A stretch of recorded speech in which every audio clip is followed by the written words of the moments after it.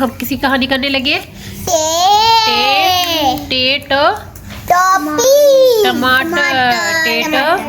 टमाटर।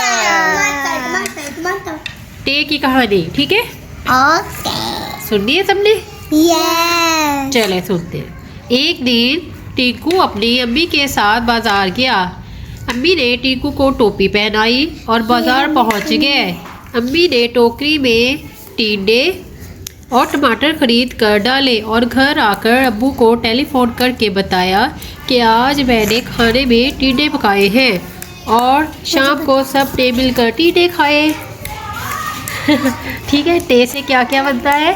टिंडे, टमाटर, टोपी, टमाटर, टोकरी,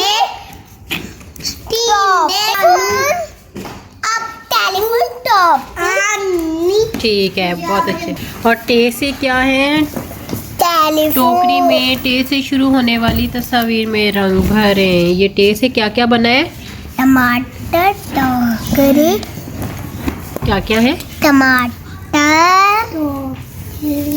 टमाटर, टोपी, टोकरी, टेलीफोन। जी मुथा बताइए, वाइस भी आई।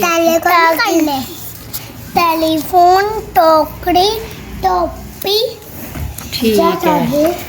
और टे से आपने टे लिखा है और वैसे यहाँ तक आपका हो गया तो इनको आपने कलर किया है।